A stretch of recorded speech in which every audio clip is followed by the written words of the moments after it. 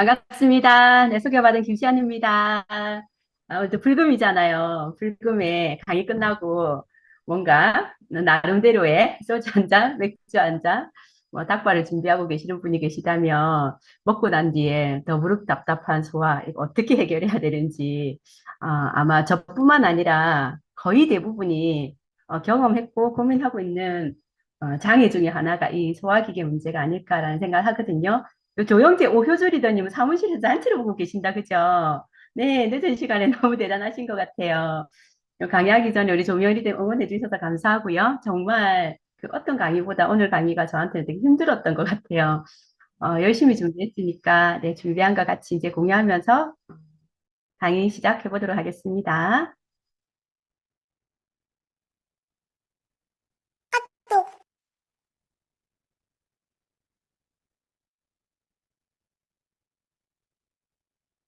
자, 네, 탑투토. 두 번째, 소화기관 관리입니다.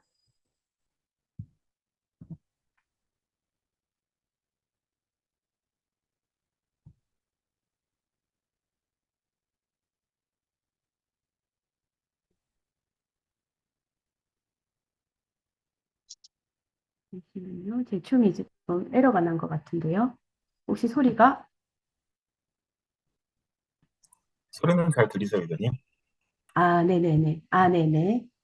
네. 더부룩 답답 소화장애에서 벗어나기 위해서 꼭 알아야 할 소화기계 관리입니다. 제가 준비한 주제고요. 우리 또 곧 이어서 추석이잖아요. 연휴 때 음식 많이 먹고 꼭 이렇게 또 탈이 응급실 병원 안 할 때 또 늦은 밤에 이럴 때 한 번쯤 경험해 보셨을 거예요. 이렇게 또 위장에 문제가 생기거나 탈이 나기도 하죠. 그래서 이번 강의는 사실은 또 저를 위한 강의였던 것 같기도 해요. 제가 그 서익환 약사님이 이 강의를 듣기 전까지 진짜 이 평생 소화장애를 앓고 가지고 살고 있었던 사람 중에 한 사람이었거든요.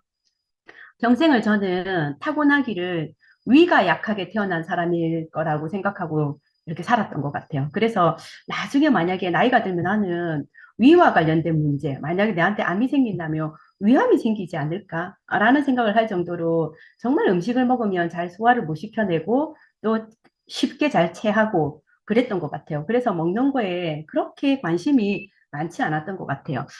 그리고 저뿐만 아니라 저희 딸아이가 또 그대로 이 소화기계를 물려받아가지고 저희 딸은 10대인데도 거의 이 제산제나 위장약을 박스째로 이렇게 사두고 정말 수시로 이렇게 먹고 있었거든요. 그래서 늘 저렇게 약에 의존하면 안 될 텐데 라며 걱정을 했었는데 이 이번 강의를 준비하면서 근본적인 해결이 위가 아니었구나라는 걸 제가 알게 되었어요. 그래서 혹시 저랑 비슷한 고민을 가지고 계시는 분들이라면 오늘 강의가 아마 도움이 될 거라고 확신합니다. 자, 우리나라 사람들 소화불량으로 이렇게 한 번쯤은 약국에 가서 아니면 병원에 가서 제산제, 소화제 뭐 이런 거 사 먹어보시고 또 처방받아 보신 경험이 있으실 거예요. 근데 실제로 이렇게 이제 연구를 해보니까 우리나라 사람들 중에 정말 진짜로 위에 문제가 있어서 그러니까 위산이 제대로 분비가 되지 않다든지 아니면 위산 과다증으로 그러니까 위장약을 먹어야 되는 위장약의 대부분은 제산제나 위산 억제제가 주거든요. 이런 걸 먹어야 되는 경우는 5%밖에 안 된대요. 저도 정말 놀랬거든요. 그러면 이 소화가 잘 안 되고 답답하고 토할 것 같고 이런 느낌들은 그럼 위가 문제가 아니면 무슨 문제지? 74%는 식후 불편 증후군을 앓고 있는 사람입니다. 식후 불편 증후군. 그래서 정말로 이 소화가 안 될 때 위산 억제제나 제산제를 먹어서 효과를 볼 수 있는 사람은 거의 5% 정도밖에 안 되고 대부분은 잘못된 처방을 받고 있다는 거죠. 이 식후 불편 증후군의 원인으로 보면 식사를 너무 급하게 하는 잘못된 식사 습관 그리고 특히 대한민국 국민들 50% 이상이 헬리코박터균을 가지고 있다거든요. 2명 중에 한 사람이 이 헬리코박터균에 의한 마이크로바이옴의 불균형, 그리고 식습관이 변화되면서 먹는 음식들이 너무 달고 짜고 기름진 음식, 이런 음식들 때문에 식후 불편 증후군을 겪는 사람 74%, 이 더부룩 답답한 소화장애의 74%는 이 식후 불편 증후군을 겪고 있다고 합니다. 그래서 이 부분들을 하나하나 다시 한번 짚어보도록 할게요. 자, 그러면 식후 불편 증후군 어떻게 관리해야 되는가? 여러 가지 방법이 있겠지만 오늘 전체적으로 건강한 위장 관리 그리고 이 더부룩답답한 소화장애를 해결하기 위해서 첫 번째로 관리해야 되는 게 이 바로 마이크로바이옴 관리가 계속 나올 거예요. 그래서 우리 식후 불편 증후군에서 근본적인 관리 방법은 마이크로바이옴과 단쇄 지방산을 관리하는 게 중요하다라고 되어 있습니다. 좀 어려운 말이 나왔죠. 마이크로바이옴이라는 말도 나왔고 단수의 지방산이라는 말도 나왔어요. 근데 이게 우리 장 건강, 물론 전체 면역과 굉장히 중요하지만 특히 위장 건강에 굉장히 중요한 부분이기 때문에 이 부분은 조금 다시 한번 짚고 넘어가도록 할게요. 자, 그래서 건강한 마이크로바이옴과 단수의 지방산을 충분히 잘 만들어낼 수 있는 장 환경을 유지하는 게 더부룩답답한 소화장애를 근본적으로 관리하는 방법이고 대부분 우리가 위장장애라고 알고 있었지만 그게 아니라 식후 불편 증후군을 앓고 있는 그 근본 관리도 마이크로바이옴과 단세지방산의 관리를 하는 게 가장 중요하다라고 되어 있습니다. 이 단세지방산 제가 어떤 건지 조금 더 자세하게 설명드릴 건데 이 대장에 있는 미생물이 만들어내는 유익한 물질들이에요. 그걸 우리가 단세지방산이라고 하는데 이 단세지방산이 하는 역할에서 위장과 관련돼서는 장에서 소화와 관련되어서 필요한 분비물들을 잘 만들어서 분비하게 도와주는 역할을 합니다. 그래서 단세지방산이 잘 만들어지면 위나 다른 여러 소화기관에 좋은 영향을 미칩니다. 그리고 그 위는 되게 강한 산이 들어있잖아요. 근데 그 위산이 장으로는 내려가면 장들은 이렇게 산에 이렇게 또 손상을 입을 수 있거든요. 그래서 위에서 음식이 십이지장으로 내려올 때는 중화를 시킬 수 있는 중탄산염 같은 물질들이 분비가 되는데 이런 것들을 잘 분비되게 도와주는 것도 바로 이 단수해지방산이 한다는 거죠. 그래서 위산 중화를 도와서 위 바로 밑에 있는 장기들을 보호하는 역할도 합니다. 그리고 과민성 대장증후군이나 이 위장에 소화에 문제가 있을 때 세로토닌이라는 호르몬이 이 과민성 대장 증후군도 조절해주고 그다음에 이 대장의 마이크로바이옴의 균형도 조절해주는 게 바로 이 세로토닌 호르몬이거든요. 이 세로토닌이라는 호르몬을 잘 분비되게 도와주는 것도 바로 이 단세지방산이 한답니다. 그리고 위장과 스트레스는 굉장히 밀접한 연관이 있어요. 이 스트레스를 관리해주는 것도 단세지방산입니다. 그래서 단세지방산이 잘 분비가 될 수 있게 마이크로바이옴을 관리하는 게 되게 중요하다. 그리고 또 다른 식후 불편 증후군의 한 원인으로 이 헬리코박터균이 있습니다. 그러니까 한국 사람들 거의 2명 중에 1명, 그러니까 50%에서 헬리코박터균이 발견이 되는데 이거 되게 무서워하잖아요. 헬리코박터균이 있으면 위암이 걸릴 수 있다는 그런 생각들 때문에 이 헬리코박터균을 죽이기 위해서 병원에서 약도 이렇게 오랫동안 이렇게 처방받아서 먹고 관리하시는 분들도 제가 몇 명 보기도 했었거든요. 헬리코박터균이 있으면 특징적으로 이렇게 우리 장 속에 균들이 다양하게 존재를 해야 되는데 이렇게 유해균들이 이상 증식을 하면서 유해균들이 꽉 차 있는 이런 장 상태로 되기 쉽습니다. 그래서 소화장애가 일어나고 만성적으로 이렇게 위염이 생깁니다. 이 헬리코박터균 때문에 그 만성 위염은 나중에 위를 위축시키고 그 다음에 위 세포를 비정상적인 세포, 장 세포처럼 바뀌면서 이상한 세포로 만들어서 나중에 거기에서 암이 발생되는 그래서 이 헬리코박터균이 사실 소화장애도 일으키지만 나중에 암으로 발전되기 때문에 관리를 해야 되는데 어떻게 관리해야 되냐. 이 헬리코박터균이 유해성, 그러니까 나쁘게 이렇게 발전되지 않도록 이 해로운 작용을 하지 않도록 도와주는 것도 바로 이 건강한 마이크로바이옴 관리. 그래서 건강한 마이크로바이옴이 헬리코박터균이 이렇게 병원성, 그러니까 해로운 작용을 약화시키는 약화시켜주기도 합니다. 그래서 더부룩 답답한 위장장애 그리고 이런 위장 질환을 관리하기 위해서 건강한 마이크로바이옴 그리고 그 건강한 마이크로바이옴에서 단세지방산을 잘 만들어내는 게 굉장히 중요하죠. 자, 그래서 우리가 음식을 먹으면 이런 과정을 통해서 소화가 일어납니다. 우리가 음식을 먹죠. 우리 음식에 있는 그 영양소들은 우리 세포를 이렇게 건강하게 만들고 새로운 어떤 세포가 일을 할 수 있는 에너지원이 되기도 합니다. 그래서 오늘 저녁에 뭔가 드셨을 거잖아요. 자, 이 음식은 입에서 잘 씹어서 소화가 잘 될 수 있는 상태로 만들어서 이렇게 식도를 타고 내려가면 그러니까 위에 이렇게 모이죠. 위에서는 점액과 아주 강한 염산이 담겨 있죠. 그죠? 염산과 그다음에 펩신이 분비가 됩니다. 이 펩신은 위에 들어있는 단백질을 를 소화시켜주는 역할을 하고요. 그리고 내가 먹은 음식들을 죽 상태로 이렇게 다 이렇게 잘 섞어집니다. 그리고 여기 있는 위산이 또 음식 속에 들어있는 세균들을 이렇게 살균시켜주고 이렇게 죽여주는 역할도 하죠. 그래서 위산에서 음식들이 잘 이렇게 죽 상태로 잘 섞여서 이렇게 소장으로 내려갑니다. 자, 위에서 소장으로 내려가는 요 입구를 우리가 12지장이라고 부르거든요.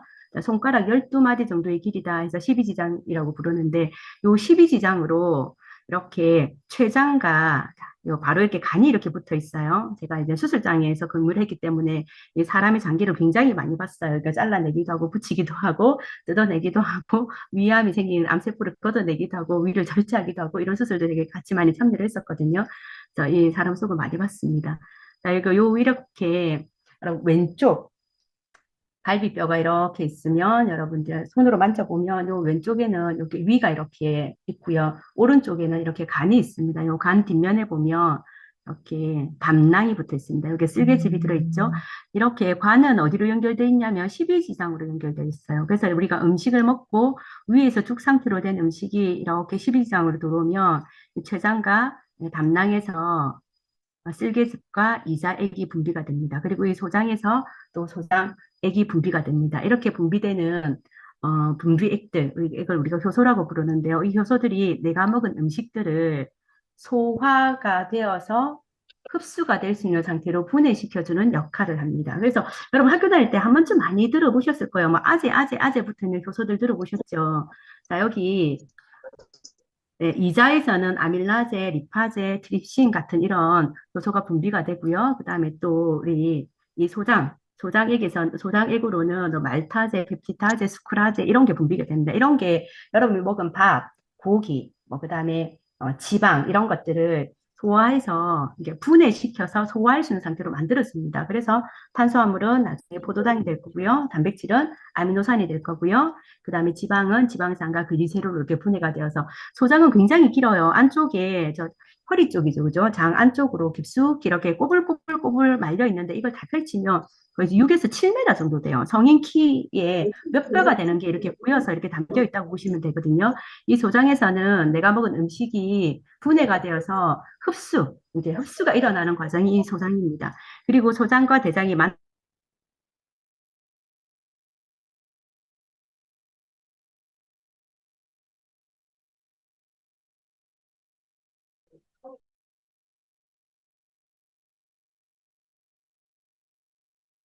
응? 소리가 안 들리는데. 네, 소리 들리나요? 이거 제 마이크를 음소거로 했네요. 네, 자, 여기 좋습니다. 이 소장과 대장이 이렇게 만나는 부분, 여기가 충수족입니다. 여기 여러분 맹장염이 걸렸다고 맹장염이 걸렸을 때 아픈 곳이 바로 이곳입니다. 그래서 오른쪽 하복부를 누를 때보다 눌렀다가 뗄 때 통증이 굉장히 심하면 이게 이제 맹장염일 가능성이 굉장히 높아요. 그래서 이렇게 해서 대장은 이렇게 한 1.5m 정도, 소장보다 훨씬 굵어요. 이렇게 해서 항문으로 이렇게 연결되어 있습니다. 그래서 뭐 입부터 항문까지는 우리 몸 바깥이라고 보시면 되죠. 여기에서 내가 먹은 음식들이 소화가 되어서 그래서 이 소장에서는 영양소의 상태로 분해가 되어서 혈관을 타고 간으로 갑니다. 그리고 찌꺼기는 대장으로 보내지고 이 대장에는 굉장히 많은 미생물들이 살고 있어. 이 미생물들이 식이섬유를 이렇게 분해해서 에너지원을 만들어냅니다. 그게 바로 단세지방산과 같은 그런 좋은 물질들이죠. 그리고 나머지 이제 찌꺼기들은 몸 바깥으로 이렇게 대변의 형태로 배출이 되죠.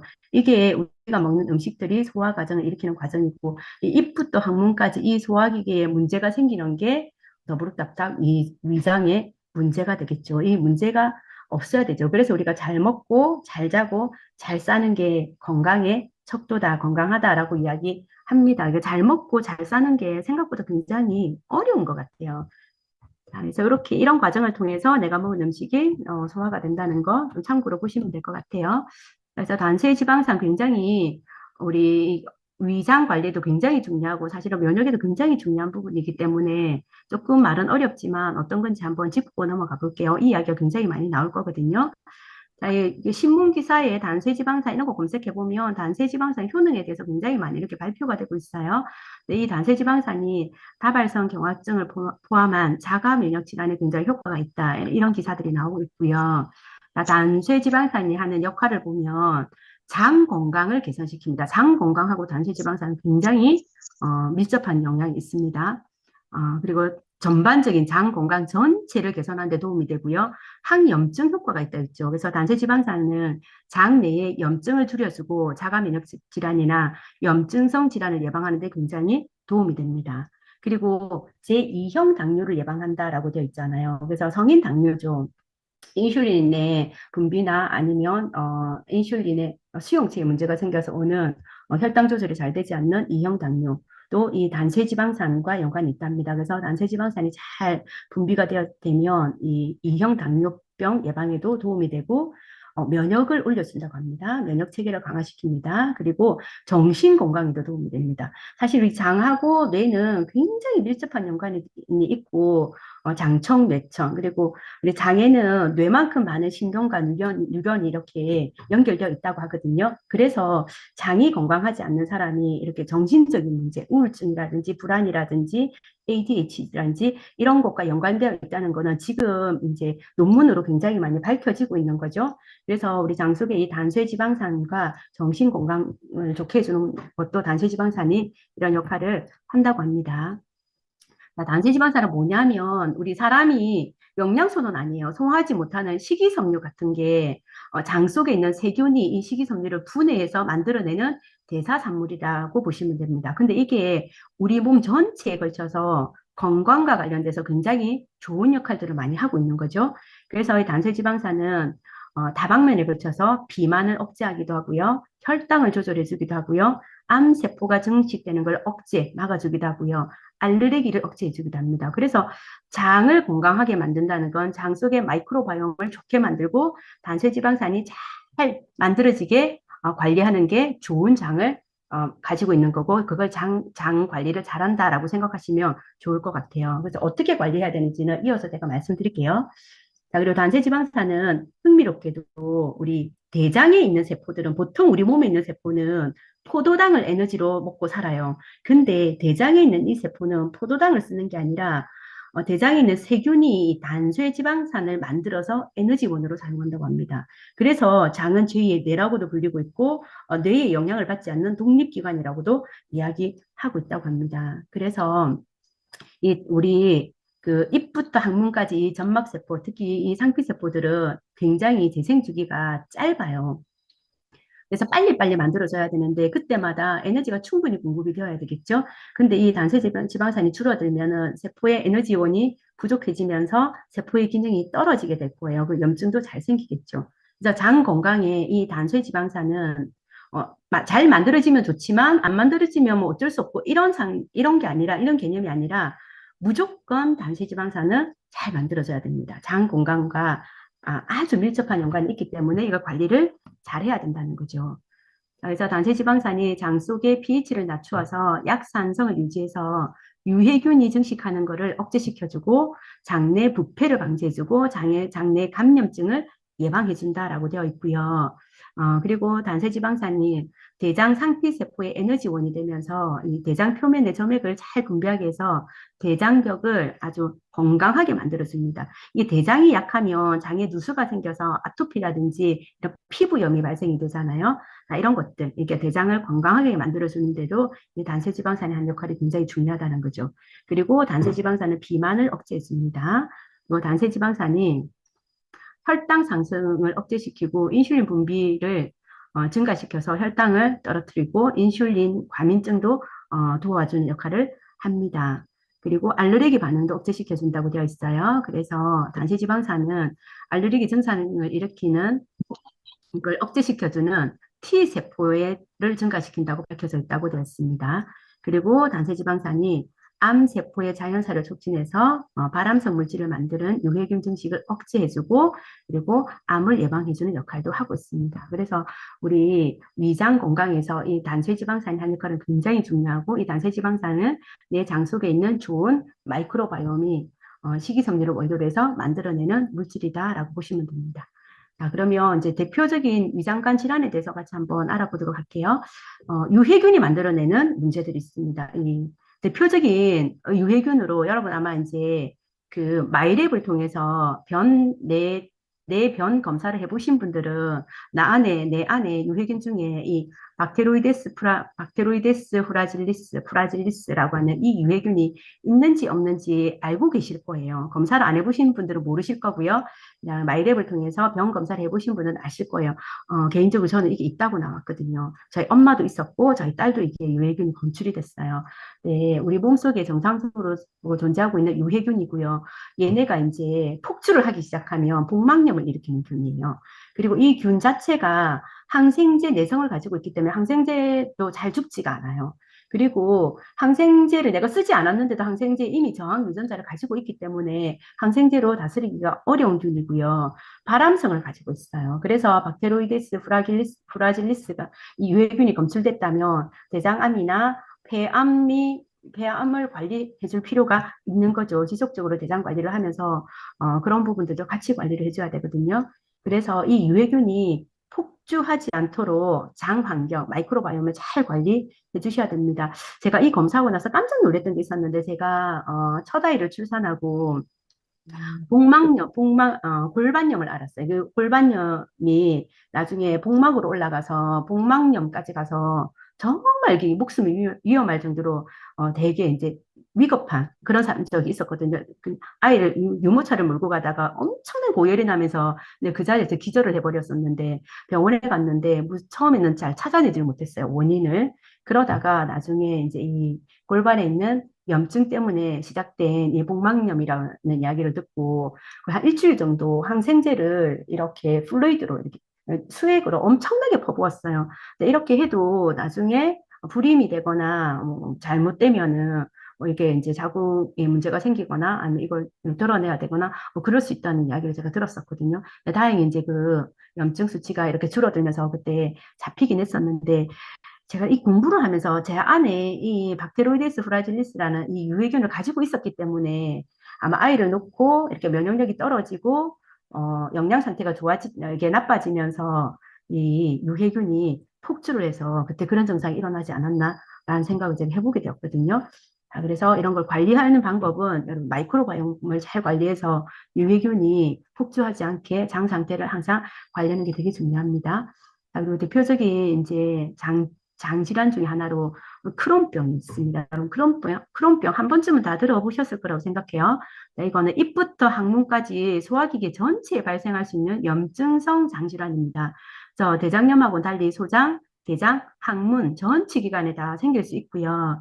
원인은 되게 다양하지만 세균에 대한 과잉 면역 반응, 이거 약간 자가 면역 질환처럼 내 몸속에 있는 정상적인 균들인데 이 유해균들이 비정상적으로 이렇게 폭주를 하면서 장 전체에 염증을 일으키는 병인데요. 이건 젊은 사람들에도 잘 생긴다고 합니다. 그리고 흡연을 했을 때는 훨씬 더 심각해지고 그런 병이 촉진이 된다니까 장에 염증이 있는 사람 반드시 담배를 끊으시기 바랍니다. 그래서 아주 이 산통과 같은 그런 복통이 나타나고 소화장애 당연히 있겠죠. 요 밤에 식은땀을 줄줄 흘리는 이런 증상들. 그래서 병원에서는 이제 이 크론병은 유해균의 폭증으로 나타나기 때문에 항생제 치료를 한다고 하거든요. 그러면 일시적으로는 개선의 효과를 볼 수 있지만 지속적으로 항생제 치료를 하면 유익균 증가도 더뎌지면서 사실은 다시 이렇게 악순환이 되고 재발이 되는 걸 반복하게 됩니다. 그래서 항생제 치료만 할 게 아니라 사실은 근본적인 관리를 위해서는 마이크로바이옴 관리를 하는 게 굉장히 중요하죠. 그래서 이 염증성 장질환 크론병이 이렇게 계속 재발이 되고 반복이 되면 이제 세포에 산화적 스트레스에 의해서 대장세포의 DNA가 변형이 되면서 암으로 발전될 가능성도 있기 때문에 대장 내시경을 하면서 관리도 잘 해주셔야 되지만 반드시 이 암으로 발전하는 걸 예방하기 위해서 파이토케미칼, 항산화제를 같이 복용하면서 장 관리를 하는 게 굉장히 중요합니다. 그래서 보통 우리가 이제 장 관리하면 유산균, 식이섬유 이런 걸 통해서 장 관리를 한다는 거는 상식적으로 좀 알고 있어요. 근데 그 시너지를 내기 위해서 꼭 반드시 같이 관리해야 되는 게 바로 이 파이토케미칼입니다. 그래서 유익균들이 이런 단세지방산을 잘 만들어낼 수 있고, 그다음에 이 유해균들이 폭증하는 것을 견제하기 위해서, 그리고 나중에 상피세포의 변형이 오면서 암세포로 발전되는 것을 예방하기 위해서 파이토케미컬을 반드시 같이 복용해 주는 거. 그래서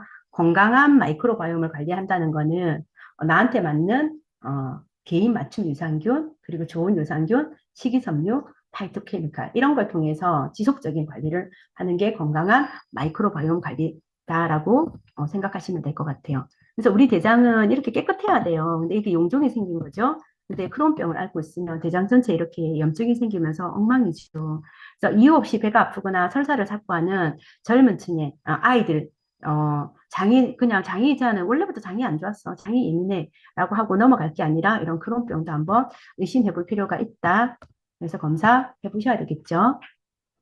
자, 그리고 또, 위장관 질환 중에 하나로, 클로스트리디움 디피실 감염증이라는 병이 있습니다. 이거 혹시 들어보셨어요? 자, 이거는 또, 나이가 많은 노인층에서 많이 발생이 되는데, 사실 이제 항생제를 먹는 도중에 이렇게 보통 발병이 됩니다. 그래서 항생제에 이미 내성이 생긴 유해균들이 폭주를 하면서 장에 심각한 염증을 만들어내는 거죠. 근데 이 균을 죽일 수 있는 항생제가 없어요. 그래서 이 클로스트리디움 디피실증에 감염이 되면 치사율이 굉장히 높은 굉장히 무서운 병이거든요. 이것도 항생제를 처방받은 환자의 장관에서 정상 세균총이 구성이 변화되면서 클로스트리디움 디피실균이 증식을 하고 독소를 엄청나게 분비하면서 이 항생제와 관련된 설사병이 일어납니다. 이거는 나이가 드신 노인들, 그다음에 요양병원 이런 데서 많이 생기고요. 이게 폐혈증이나 장천공, 탈수 같은 위험한 합병증을 유발할 수 있는 무서운 병입니다.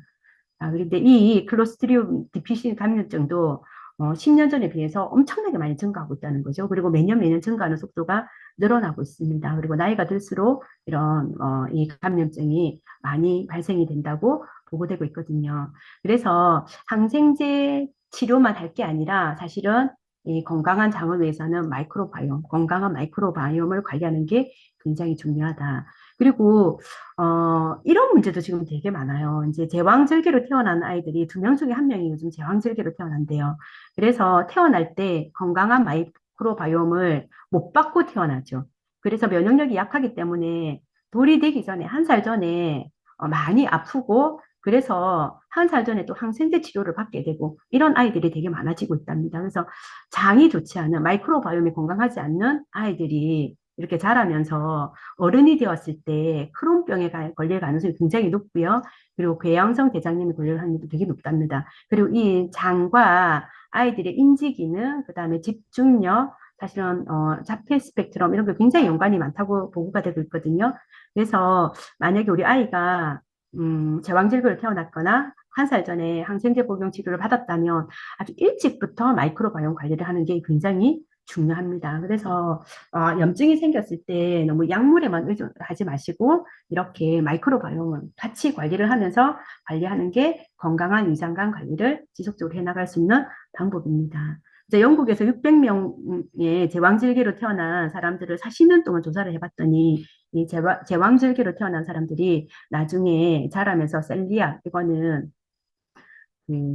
뭐죠? 그 소장에서 일어나는 알레르기 질환인데 밀가루 같은 글루텐 알러지예요. 그래서 흡수가 아예 안 되면서 되게 이렇게 복통이나 염증이 확 생기는 병이거든요. 이런 병이나 크론 발병 같은 장의 염증성 질환이 훨씬 더 많이 이렇게 생기더라라는 게 네이처지에 발표된 곳이 있습니다. 그래서 어렸을 때부터 마이크로바이옴 관리를 해줘야 됩니다. 그 다음에 우리 위장관 질환 중에서 SIBO, Small Intestinal Bacterial Overgrowth에서 소장 세균 과다 증식증이라는 질병이 있어요. 이거 참 되게 생소하죠. 저도 잘 몰랐었어요. 근데 제가 딱 들으면서 나도 SIBO가 아니었을까? 위가 문제가 아니라 그 생각을 잠깐 했었어요. 이게 과민성 대장증후군 같기도 하고, 그 다음에 위에서 소화를 잘 못 시키는 음식을 많이 먹지도 않은데 늘 이렇게 제끼를 달고 있고 답답하고 토할 것 같고 근데 실제로 토는 안 나오고 뭐 변비나 설사가 좀 반복이 되고 또 배가 아프고 뭐 이런 증상들이 자주 반복이 된다면 SIBO를 의심해 볼 필요가 있습니다. 자, 이거는 장 속에 영양이 부족하거나 아니면 이제 대장 속에 마이크로바이옴이 파괴가 되면서 유해균이 너무 많이 증식이 되면서 대장 속에 있어야 되는 유해균이 소장과 대장이 연결되어 있잖아요. 소장으로 이렇게 타고 올라옵니다. 아니면 장 운동이 너무 느려져서 장 운동이 떨어져서 빨리 이렇게 음식물이 소화가 되고 배출이 돼야 되는데 그 과정에서 이상 발효가 생기서 나타나는 증상이거든요. 그래서 장에 유해균들이 너무 많이 이렇게 증식이 되는데 이 유해균들이 이 소장을 타고 올라옵니다. 그리고 장 운동이 느려져서 내가 먹은 음식이 이렇게 빨리빨리 이렇게 배출이 안 되고 쌓여 있는데 여기에서 이상 발효가 생기는 거죠. 그러면서 수소 부산물이 생기면서 설사가 나기도 하고요. 고세균이 이렇게 증식이 되면서 메탄가스를 만들어내서 변비를 만들어내기도 하고. 그래서 소장 안에 가스가 차면서 뭔가 토할 것 같고 굉장히 답답하고 근데 방구는 안 나오고 토도 안 나오고 이런 게 SIBO 증상이라고 보시면 됩니다. 아, 이거 그대로 놔두면 이런 이제 메탄가스라든지 유해균이 만들어내는 이런 나쁜 물질들이 간 손상을 일으키기도 하고요. 그 다음에 복통이나 경련, 변비가 일어나기도 하고 그래서 SIBO가 있을 때는 설사가 나기도 했다가 변비가 생기기도 했다가 이게 반복이 됩니다. 그리고 이 SIBO를 가지고 있는 사람의 80% 정도는 또 과민성 대장증후군을 또 같이 가지고 있기 때문에 보통은 내가 장이 안 좋다. 보통은 다 내가 장이 안 좋아라고 얘기할 때 대장을 많이 생각해서 이야기하시는데 그게 대장의 문제만이 아닐 수도 있다는 거죠. 그리고 이 소장과 대장이 물론 안 좋아서 소장까지 영향을 미친 거기 때문에 이렇게 대장에 염증으로 인해서 장누수가 있으면 피부염으로 발전되기도 합니다. 그리고 소장과 대장 전체에 문제가 생기기 때문에 영양소 흡수가 방해가 되면서 비타민이나 미네랄 결핍증이 생길 수도 있습니다. 그래서 이 관리하는 방법, 물론 이제 심각할 때는 유해균을 죽여야 되니까 항생제 치료를 받을 수 있지만 영양요법으로 유해균이 증식되는 유해균 증식을 이렇게 부추기는 식습관을 좀 배제를 하셔야 돼요. 가장 안 좋은 게 매일매일 술을 먹는 거. 그 다음에 이렇게 가공된 탄수화물, 그 다음에 고당, 과당, 고지방 음식. 이런 음식들은 유해균이 아주 잘 증식하게 만들어준 음식이기 때문에 이런 식습관을 관리를 해주시고요. 그 다음에 식이섬유, 그 다음에 파이토케미칼 운동을 통해서 소장 운동을 빠르게 도와줘야 됩니다. 그래서 SIBO가 있을 때는 운동이 특히 도움이 되는데요. 이 운동은 장을 따뜻하게 만들고 장 속에 있는 좋은 호르몬 분비를 촉진시키고 장내 단쇄 지방산을 증가시켜서 유익균의 증가를 돕고 그래서 장 상태를 개선시켜주는데 도움이 됩니다. 그래서 운동을 하는 것도 굉장히 도움이 됩니다. 자, SIBO 관리 방법으로는 첫 번째 여기도 마이크로바이옴을 관리해 줘야 됩니다. 대장에서 유해균이 이상 증식이 되면서 소장으로 이렇게 올라와가지고 소장 속에 내가 먹은 음식의 배출이 느려졌는데 거기서 이제 이상한 반응이 일어나는 거거든요. 자, 그래서 마이크로바이옴 관리. 자, 건강한 마이크로바이옴을 관리하기 위해서는 나한테 맞는 맞춤 유산균, 그다음에 식이섬유, 그리고 파이토케미칼 이걸 세 가지를 같이 먹어줬을 때 시너지가 나면서 가장 이상적인 마이크로바이옴을 관리할 수 있다. 라고 되어 있으니까 꼭 유산균만 챙겨 드시지 마시고 유산균, 더블 X, 그다음에 식이섬유를 같이 챙겨 드시기 바랍니다. 자, 그리고 소장에 운동을 시켜줘야 됩니다. 소장 운동을 도와주는 영양소로는 비타민 B군이 있고요. 우리 제품으로는 코큐텐이 있습니다. 그래서 이 SIBO가 있으신 분들은 운동을 하는 것도 도움이 되고요. 이렇게 비타민 B군, B 플러스나 이스트비, 판토블렌드 같은 비타민 B, 아니면 코큐텐을 같이 드시는 것도 굉장히 도움이 됩니다. 그 다음에 소화 효소가 잘 분비되어서 그래서 내가 먹은 음식이 잘 소화가 되게 도와주는 것도 도움이 되기 때문에 이 정상적인 소화효소 분비를 촉진시키는 것은 다 단백질이기 때문에 좋은 단백질, 프로틴을 섭취해 주는 것도 SIBO를 관리하는 데 도움이 됩니다. 그리고 장 속에서 분비되는 호르몬, 이 세로토닌은 위장을 건강하게 만들고 정상적인 소화 기능을 도와주는 데 굉장히 중요한 호르몬이거든요.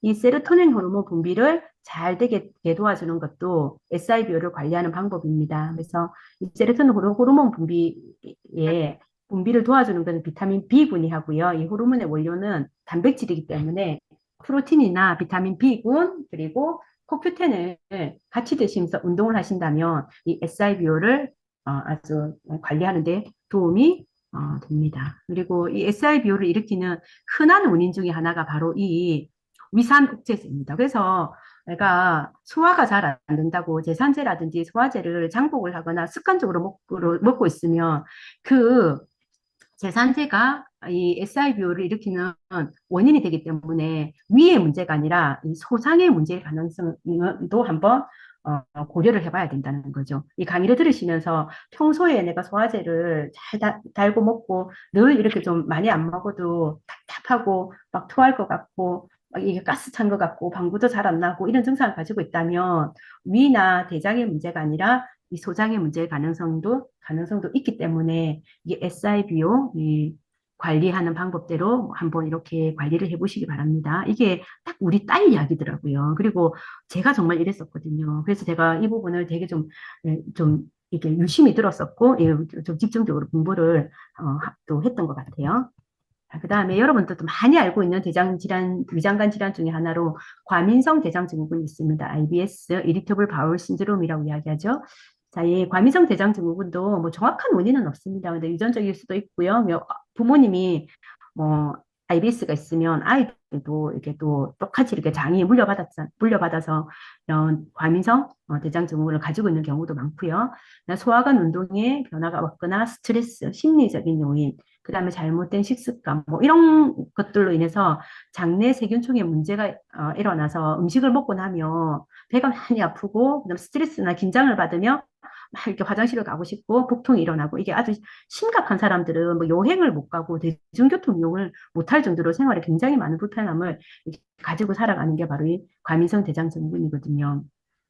네, 과민성 대장 증후군을 가지고 있는 사람들의 또 특징 중에 하나가 장내 미생물 안에 특히 비피도박테리움이 줄어있는 경우, 감소가 되어 있는 경우가 많다고 합니다. 그래서 비피도박테리움을 보충해 주는 것도 도움이 될 거예요. 비피도박테리움은 우리 유산균 중에서 365 유산균 안에 비피도박테리움이 들어가 있죠. 그래서 이 365 유산균을 과민성 대장 증후군 있으신 분들은 같이 섭취하면 도움이 될 것 같습니다. 그래서 장내 미생물총의 변화로 일어나기 때문에 우리 마이랩을 통해서 내 장내 미생물총의 상태를 확인하는 게 굉장히 중요합니다. 근본적인 관리를 하기 위해서 내 장 속에 유해균이나 유익균이 어느 정도의 비율로 들어있는지, 그 다음에 다양성이나 단세지방산이 얼마나 잘 이렇게 높게 유지가 되고 있는지를 확인해서 그걸 관리하는 게 굉장히 중요합니다.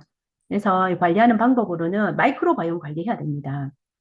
자, 건강한 마이크로바이옴 계속 반복되고 있습니다. 그냥 유산균 하나만 먹어서는 안 돼요. 유산균, 특히 맞춤 유산균, 그 다음에 식이섬유, 그리고 또 하나 파이토케미칼, 그래서 더블엑스까지 꼭 같이 이 세 가지를 같이 매일매일 반찬처럼 챙겨 드시는 게 건강한 마이크로바이옴을 관리하는 가장 기본적인 방법이다. 오늘 그냥 이렇게 딱 그냥 외우시기 바랍니다. 주관식 시험 외우듯이. 자, 건강한 마이크로바이옴을 관리하기 위해서는 맞춤 유산균, 좋은 유산균, 더블엑스, 식이섬유를 기본으로 먹겠다.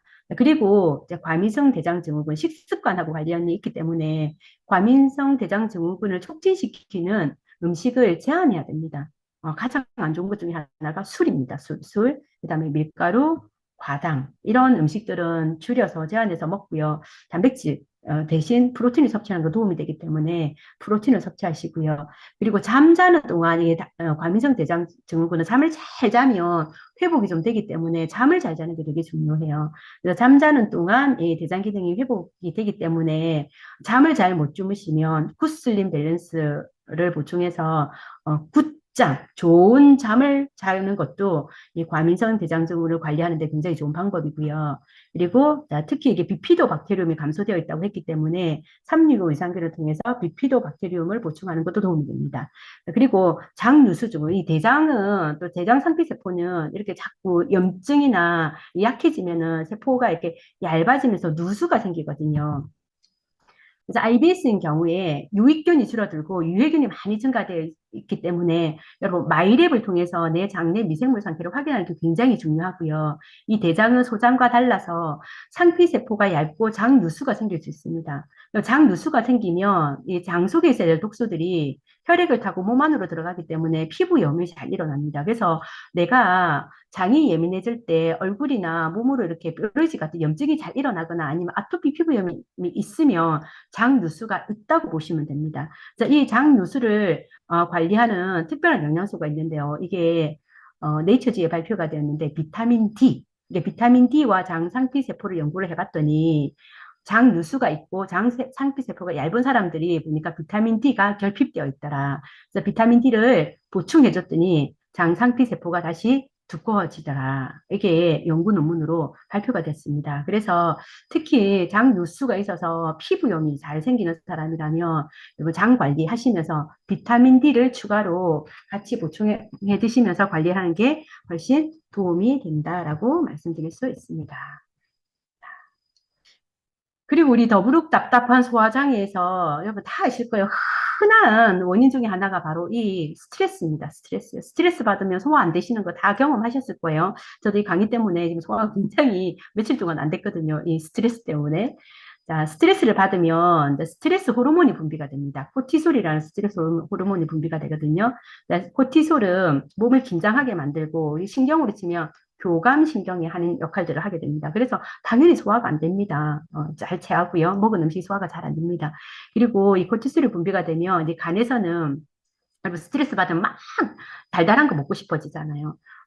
당을 만들어내기 시작합니다. 스트레스를 관리하기 위해서. 그러면 몸에서 혈당이 올라가고 혈당이 올라가니까 인슐린이 많이 분비가 되고 인슐린이 높게 분비가 되면 떨어질 때도 급격하게 떨어지기 때문에 또 굉장히 이렇게 폭식을 하게 되면서 급격하게 또 허기가 지거든요. 그래서 이 스트레스 호르몬 때문에 분비된 인슐린은 자꾸 폭식을 하게 만듭니다. 그렇게 폭식한 음식은 다 대사가 되지 않기 때문에 배나 엉덩이 쪽에 이렇게 지방으로 다 가서 쌓이게 되거든요. 자, 그래서 내가 스트레스를 받으면 많이 먹고, 특히 내 몸에서 중성지방, 배둘레헴, 배가 이렇게 지방이 많이 이렇게 껴 있으신 분이라면 스트레스를 관리를 같이 해주셔야 됩니다. 그래서 이 스트레스를 받을 때 내가 폭식을 하고 많이 먹는다면 인슐린 관리를 같이 해주셔야 되는데 그때 도움이 되는 게 바로 이 글리코다운입니다. 그래서 내가 이런 성향을 가지고 있다면 여러분 장 관리하시면서 글리코다운을 같이 드시는 게 굉장히 좋고요. 그리고 스트레스 자체를 이렇게 스트레스를 다른 사람보다 더 민감하게 좀 예민하게 받는 성향이다 하면 스트레스를 좀 조절해주는 태아닌과 같은, 그러니까 우리는 그 태아닌 샷이 있죠. 이 태아닌이 스트레스를 조절해주고 심신을 평안하게 해주는, 평안하게 해주는 역할을 하거든요. 그래서 태아닌을 같이 섭취하는 것도 도움이 됩니다. 그리고 스트레스를 받아서 잠을 잘 자지 못한다면 또 이 과민성 대장 증후군이나 위장의 그 회복 속도가 느려지기 때문에 그런 분, 잠을 잘 못 자시는 분이라면 쿠슬린 밸런스나 라벤더 에센셜 오일을 통해서 굿잠을 잘 수 있는데 이렇게 도움을 받으시고, 그 다음에 수면에 도움이 되는 호르몬, 멜라토닌이나 성장 호르몬 분비에 도움이 되는 프로틴을 드시면 도움이 될 것 같아요. 그래서 위장관만 관리할 게 아니라 스트레스나 이런 스트레스 때문에 생기는 인슐린 과다증이나 수면 장애를 같이 관리할 수 있는 글리코다운, 태아닌샷, 프로틴, 구슬린 밸런스 이런 제품들을 같이 복용하면서 나한테 여러분 이제 성향에 따라서 내가 이런 성향이라면 이런 것들을 같이 섭취하시면 또 도움이 될 것 같습니다.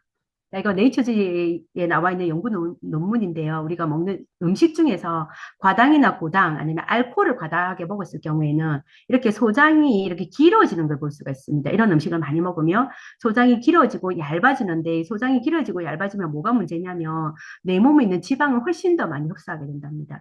그래서 우리가 과당, 고당, 알코올 같은 걸 먹으면 소장에서 지방이 훨씬 더 많이 흡수가 되고 그 다음에 소장 사이가 이렇게 벌어지면서 독성 투과율이 높아지면서 독성 물질이 몸으로 많이 들어가서 피부염이나 아토피를 유발할 수 있거든요. 그래서 사실은 우리 세포염증을 유발하는 주 원인이 바로 이 과당이다 해도 과언이 아니거든요. 그래서 식습관을 관리하는 것도 굉장히 중요합니다. 그리고 이런 산화적 손상 예방을 위해서 항산화제도 같이 내가 이런 식습관 때문에 식습관을 관리를 하지 못해서 이런 염증이 많이 유발이 된다면 세포 손상을 예방하기 위해서 여러분 항산화제도 같이 드시면서 관리를 해주셔야 됩니다. 근데 근본적인 거는 식습관을 바꿔주셔야 됩니다. 그리고 이런 연구 논문도 있었습니다. 장누수가 있으신 분요. 내가 장누수가 있는지 없는지 어떻게 아냐? 아토피가 있거나 피부염이 잘 생기면 장누수가 있습니다. 이 장누수가 있는 사람에게 파이토케미컬 어떤 음식을 먹였냐면 십자화 추출물, 십자화 채소들, 브로콜리, 케일, 양배추, 배추 같은 게 십자화 채소라고 하거든요. 이 추출물을 먹였더니 장누수가 개선되는 걸 이런 예쁜 꼬마 선충을 가지고 실험을 해봤더니 이렇게 확인이 되었다고 합니다. 그래서 우리 아이가 아니면 내가 장누수가 있거나 피부염이 있다면 여러분 드시는 음식 중에 십자화 추출물, 십자화 채소들을 같이 이렇게 식단에 추가해서 드시는 것도 도움이 될 것 같습니다. 자, 그래서 이제 한번 정리해 볼게요. 솔루션으로 더부룩답답 위장 간의 근본적인 관리를 위해서는 반드시 마이크로바이옴을 먼저 관리를 하셔야 됩니다. 마이크로바이옴을 가장 이상적으로 관리할 수 있는 방법, 예전에는 유산균 식이섬유 맞았어요. 근데 이제는 우리 한국아미와 전 세계에서 유일하죠. 맞춤, 나한테 딱 맞는 맞춤 장관리 프로그램, 마이랩 프로그램이 나와 있잖아요. 그래서 꼭 마이랩은 이 위장관 문제가 아니라 전체적인 면역이나 다른 문제를 관리하기 위해서도 마이랩은 꼭 먼저 해보시라고 제가 말씀드리고 싶거든요. 그래서 마이랩을 하시고요. 그래서 나한테 맞는 맞춤 유산균을 드시는 게 가장 이상적이에요. 그리고 식이섬유, 그다음 좋은 유산균, 파이토케미컬이 풍부하게 들어있는 게 바로 이 더블엑스존. 이렇게 같이 이 세 가지를 같이 먹는 게 마이크로바이옴의 가장 이상적인 관리다. 오늘 이거 외우자고 이야기했잖아요. 그죠? 이렇게 관리해 주시면 됩니다. 가장 이상적인 관리 방법입니다. 그리고 이제 염증이 잘 생기시는 분들은 거기에 세포 변이가 생겨서 나중에 암세포가 될 수도 있기 때문에 항산화제를 같이 복용해 주시면 좋은데요. 특히 가족력 중에 대장암이라든지 위암이라든지 암 이렇게 가족력이 있다면 항산화제를 같이 복용해 주시는 게 도움이 됩니다. 대표적인 항산화제로는 비타민 A, 비타민 C, 비타민 E, 오메가3, 보큐텐 이런 게 있기 때문에 어떤 제품이라도 여러분들 필요한 거 이렇게 같이 섭취하시면 도움이 될 것 같고요. 자, 그 다음에 나는 장누수가 있어. 그래서 피부염이 잘 생겨. 하시는 분들은 장 점막을 두껍고 튼튼하게 만들어주는 비타민 D를 같이 섭취해 주는 게 도움이 됩니다. 그래서 우리 제품 중에는 칼맥D, 비타민 D 제품이 있습니다. 그리고 운동도 장 관리에 굉장히 도움이 돼요. 우리가 운동을 하면 장이 따뜻해지고 장에서 좋은 호르몬 분비가 촉진이 되고 단체지방산이 증가가 되고 그래서 장 운동이 정상적으로 돌아오는데 도움을 줍니다. 그래서 운동도 같이 병행해 주시면 좋고요. 자, 나는 스트레스를 굉장히 많이 받아서 소화를 잘 못하는 성격이야. 그리고 다른 사람보다 스트레스에 되게 민감해. 뭐 그런 체질이시라면, 이 태아닌샷을 같이 드시는 걸 추천드립니다. 이 태아닌은 아미노산의 일종이거든요. 그래서 몸에 들어왔을 때 즉각적으로 이렇게 긴장을 완화시키고 잠을 잘 자게 도와주면서 세로토닌 분비를 촉진시켜줍니다. 위 장관과 소화 기능에는 이 세로토닌 호르몬이 굉장히 중요한 역할을 하거든요. 네, 분비를 촉진시켜주고 스트레스를 즉각적으로 이렇게 줄여주면서 집중력을 올려주는 역할을 합니다. 누가 먹으면 좋을 것 같아요? 이만큼 들으니까 고3 수험생 먹으면 너무 도움 되겠죠. 그래서 큰 면접을 앞두고 있거나 큰 시험을 앞두고 있거나 막 긴장해서 뭔가 이렇게 내 실력을 발휘하지 못할 때 이렇게 태아닌을 드시면 굉장히 도움을 받을 수 있습니다. 그다음에 이제 또 호르몬 관리. 우리 위장은 신경하고 호르몬하고 밀접한 연관이 있기 때문에 좋은 호르몬이 잘 분비되게 관리해주는 특히 세로토닌이나 멜라토닌이 잘 분비되게 관리해줘야 되는데 이 호르몬의 구성물질은 단백질입니다. 그래서 프로틴을 잘 챙겨 드시고 잠을 잘 자는 것도 호르몬 관리에서 굉장히 중요하기 때문에 내가 불면증이 있거나 잠의 질이 낮다면 굿슬림 밸런스를 통해서 수면의 질도 같이 한번 관리해 보시기 바랍니다. 그리고 무엇보다도 이런 거 다 관리하면서 식습관이 엉망이면 뭐라 해야 되나요? 말짱황 이런 거 알아듣습니까? 그러니까 식습관 관리를 하시면서 관리해 주시면 효과도 좋아질 거고 경제적인 부분들도 훨씬 더 커버가 되겠죠. 그래서 매일 알코올 드시는 거 이거 장에 정말 안 좋습니다. 그리고 과당, 고당, 그다음에 고지방 음식, 장에 유해균들을 증폭시키는 역할을 하기 때문에 이런 음식들 좀 줄여 드시고 단백질 보충하시면서 내 상황에 맞게끔 이렇게 관리해 주시면 될 것 같고요. 가장 기본은 이 마이크로바이옴, 마이랩, 식이섬유, 그다음에 파이토케미컬을 가지고 건강한 마이크로바이옴을 관리하시는 게 도움이 됩니다. 그래서 제가 마이크로바이옴 아주 짧게 잠깐 같이 언급하고 오늘 마무리할게요. 마이크로바이옴 많이 들어보셨을 거예요. 우리 장 속에 있는 미생물들을 마이크로바이옴이라고 부릅니다. 한 1에서 2kg 정도의 미생물이 존재하고 있고요. 이 그냥 있는 게 아니라 장 속에서 굉장히 많은 물질들을 만들어내는데 이 마이크로바이옴들이 만들어내는 물질, 그 중에 하나가 또 단수지방산이죠. 이런 게 머리부터 발끝까지 우리 건강에 엄청나게 영향을 미치고 있다는 게 지금 점점 밝혀지고 있습니다. 그래서 장하고 뇌기능하고 연관이 있습니다. 우울증, 불안, 인지기능, 파킨슨병, 자폐증과 같은 이런 질환과 장하고 연관이 있습니다. 폐질환, 알코올성 지방간, 아토피, 건성과 같은 피부질환, 그 다음에 뇌졸중, 동맥경화, 고혈압과 같은 심혈관 질환, 만성 신장 질환, 그 다음에 오늘 우리가 배웠던 위장관 질환, 과민성 대장증후군, 궤양성 대장염, 그 다음에 크로스트리디움 디필시, 크론병과 같은 거 다 장에 있는 마이크론과 연관이 있다고 밝혀지고 있습니다. 그래서 제가 장 관리뿐만 아니라 전체적인 건강 관리를 위해서라도 마이랩을 꼭 한번 해보셔라. 그래서 내 장 속에 건강한 마이크로바이옴 상태가 지금 유지가 되고 있는지 꼭 한번 확인해 보셔라 라고 말씀드리는 겁니다. 미국에서 이런 실험을 했어요. 10년 동안 1조 2천억을 들여서 인간 마이크로바이옴을 연구를 했더니 건강한 마이크로바이옴의 핵심은 마이크로바이옴의 다양성이 높아야 된다라는 논문 결과가 나왔습니다. 여러분, 여러분의 마이크로바이옴은 다양성이 높은지 낮은지 어떻게 알 수 있나요? 이걸 알 수 있는 유일한 방법은 한국아메이와 파마스가 20년 독점 계약에서 이 마이랩밖에 없습니다. 이 마이랩을 통해서 여러분 대변을 보내면 여러분 장 속에 마이크로바이옴의 다양성이 높은지 낮은지를 분석을 해서 레포트로 결과지를 보내줍니다. 그래서 내 장 속에 마이크로바이옴의 다양성이 높은 상태를 유지하는 게 엄청 중요하다는 거죠. 자, 그걸 알고 그 다음에 건강 관리를 해야 됩니다. 왜 그러냐면요. 자, 이 단수지방산이 높은 사람과 낮은 사람이 똑같이 운동을 했을 때 근육량이 다르다고 합니다. 너무 억울하잖아요. 여러분이 마이크로바이옴 다양성이 낮은 상태에서 살을 빼기 위해서 근육을 만들기 위해서 아무리 열심히 노력을 하더라도 효율성이 굉장히 떨어진다는 거죠. 자, 면역과 다양성도 굉장히 연관이 있다고 나와 있습니다. 그래서 우리 면역세포의 70%는 장 주변에 있고요. 다양성이 높은 사람이 이게 면역이나 자가 면역 질환이 있거나 면역이 낮은 사람들이 다양성이 낮게 나와 있고요. 항암 치료를 할 때도 다양성이 높은 사람과 낮은 사람이 약물 치료 효과도 다르다고 나와 있습니다. 그래서 항암 치료를 할 때 항암 치료 효과도 다양성이 높은 사람들이 훨씬 더 치료 효과가 좋다고 나와 있고요. 이런 우울증, 불안증, 파킨슨, ADHD, 아이들 IQ까지도 마이크로바이옴의 다양성하고 연관이 있다고 밝혀졌습니다. 그리고 또 IQ가 높은 아이들을 대상으로 마이크로바이옴을 분석을 해봤더니 공통적으로 마이크로바이옴 다양성이 다 높다고 나와 있습니다. 그래서 마이크로바이옴의 다양성을 높게 유지하는 게 굉장히 중요한 거죠. 그러면 높은지 낮은지를 알아보는 게 우선 첫 번째 해야 될 일이겠죠.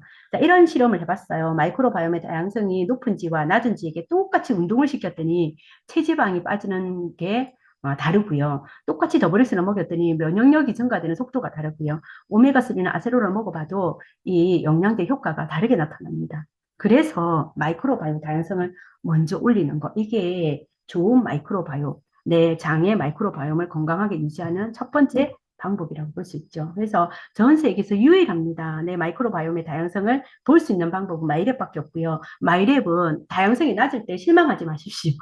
맞춤 서비스를 통해서 내 마이크로바이옴의 다양성을 올려줄 수 있는 맞춤 유산균이 이렇게 제한이 됩니다. 그래서 실제로 파일럿을 통해서 임상 실험을 했거든요. 인체 실험을 했는데 맞춤 유산균을 먹고 난 사람들의 80% 이상이 마이크로바이옴의 다양성이 증가되었다라고 나와 있습니다. 그리고 단세지방산이 증가되었고 배변 만족도나 복통, 가스 같은 이런 나쁜 증상들이 개선이 되었다라는 게 이렇게 발표가 되었습니다. 그래서 실제로 이제 마이크로바이옴을 해본 거예요. 이건 우리 딸 마이크로바이옴이에요. 깜짝 놀랐어요. 자, 이게 평균치고 빨간 게 이제 검사한 사람의 데이터인데 우리 딸 아이 해봤더니 다양성이 20점도 되지 않아요. 다양성은 70점 이상을 유지하는 게 굉장히 중요해요. 건강한 마이크로바이옴은 70점 이상을 유지하는 거라고 했거든요. 너무 낮아요. 그리고 포스트바이오틱스, 단세지방산도 거의 이렇게 만들어지지 못해요. 이 상태로 뭔가 영양제 같은 거 계속 먹였으니까 효과가 계속 떨어졌겠죠. 그래서 우리 아이가 3번을 받았는데 제가 캐나다까지 택배로 이렇게 싸서 보냈습니다. 이게 한국 아메이밖에 없거든요.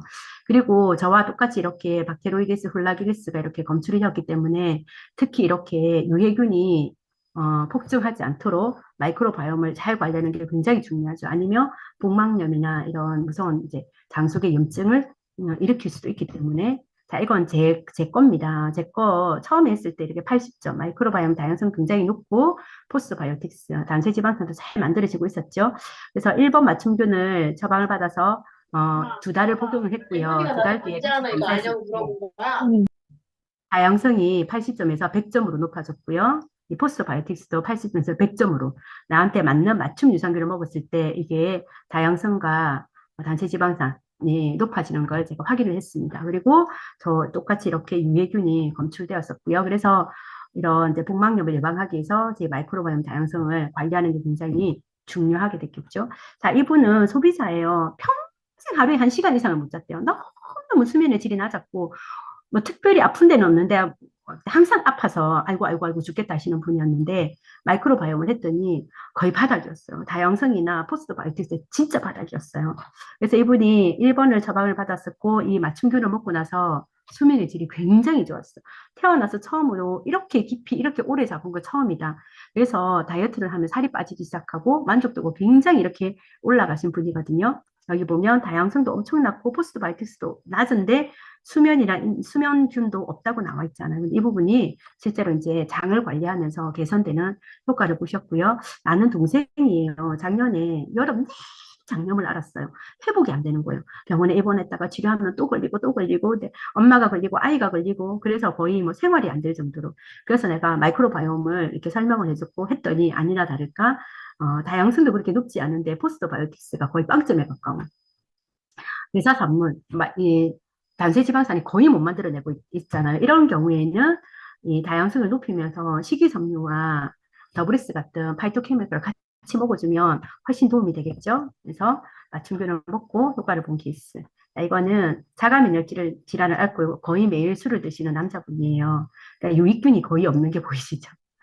그리고 유해균이 많이 증가가 되어 있고 이게 다양성이 굉장히 낮게 되어 있어요. 그래서 면역 질환과 마이크로바이옴의 다양성이 정말 연관이 있다는 걸 알게 되었고 자, 이번 맞춤균은 이렇게 처방받아서 먹고 있습니다. 굉장히 많은 사례들이 있어요. 그래서 결론은 이겁니다. 더불어 답답한 소화장애의 원인이 위장과다나 위장의 문제만이 아니라 잘못된 식습관과 장간 마이크로바이옴의 불균형이 원인일 가능성이 큽니다.